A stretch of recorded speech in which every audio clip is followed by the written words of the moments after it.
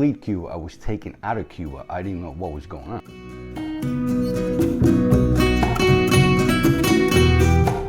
My name is Reynaldo Solano. I am from Santi Espíritus, Las Villas, Cuba.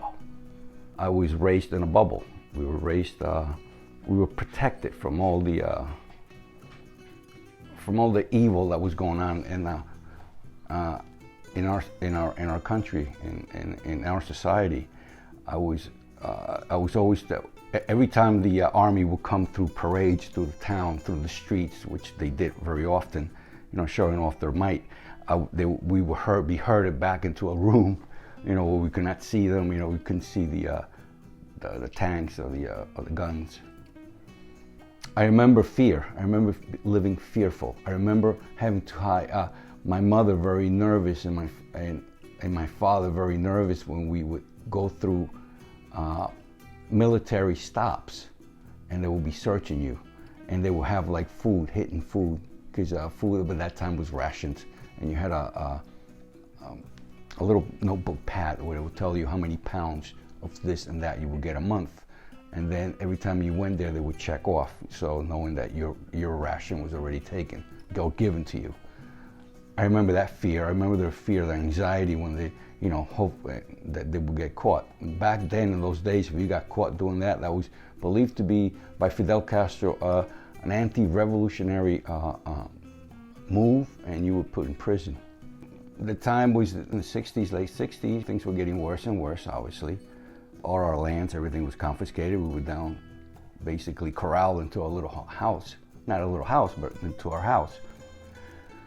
And my mother and my father decided to split. Not to split emotionally, but to split us. Since he knew English, I was the youngest. I would leave with him. My brother could not leave because he was in military age, and in Cuba at that time,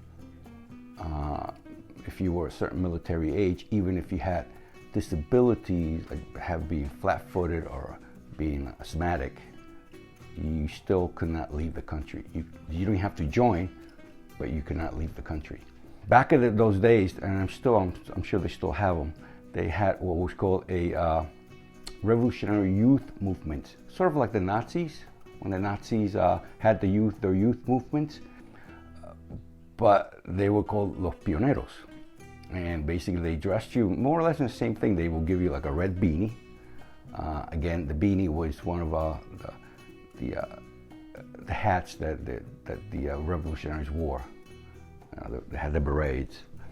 They were red, with khaki shirts, khaki pants, and a red bandana. Red obviously signifying, although red is part of the Cuban flag, but it's also, unfortunately, red is also the representation of communism. We were the last legal flights out of Cuba. Legal in the sense where Fidel Castro was letting Cubans leave the country. He decided that anybody that didn't want to be in Cuba, didn't want to be a communist, could leave. Obviously, he would take all their belongings, and you just leave with the shirt on your back. By the time I left, there was already what's called a Cuban refugee, which is a Cuban refugee center. And you would come in, they would give you like a little care package, and I do remember this distinctively. 2 packs of Wrigley gum, juicy fruit, the yellow wrapper. That I'll never forget. That smell with me will always bring me memory of that place, and of unknowing and fearful somewhat. But I had my dad with me. A week later, we came up to New Jersey. We moved to Elizabeth, New Jersey, and I learned how to speak English really quick. So we moved from Elizabeth to Atlantic Highlands. That wasn't so bad, a little trip. But then hiking cross country in my dad's car with only our clothing from Atlantic Highlands all the way to Omaha, Nebraska, was definitely an experience. I got to see the country. I got to see America. We lived there for about another 2.5 years, maybe 3 years. And then the rest of my family, my aunts, came over from Cuba. That would have been in the late maybe 70s. Anyway, So then we moved back to New Jersey. I remember the beauty of Cuba. To this day, I am now, brings me back to the memories of a 9-year-old. I'm 63 years old, and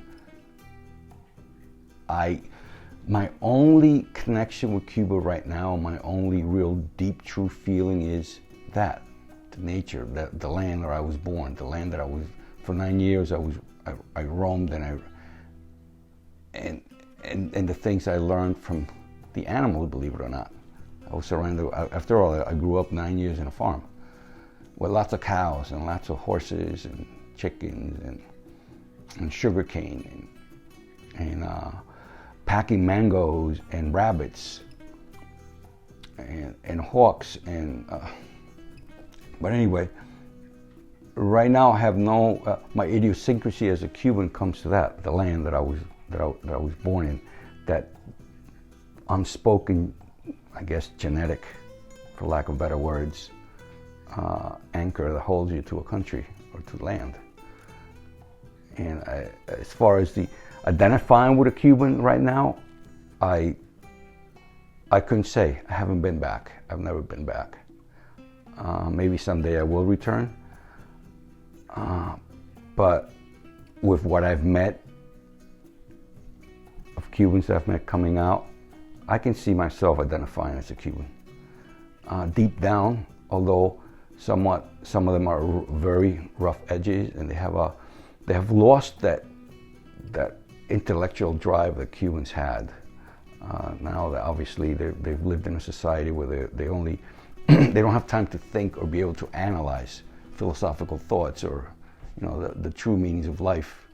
They spend their lives either looking for food for themselves and their family and drinking, I guess, to forget all the turmoils and all the things they have to do the next day to get food, and not being able to scream about it, not being able to talk about it. But hopefully, with the death of Fidel Castro and the younger generations, there will be a movement towards somewhat of a freedom speech.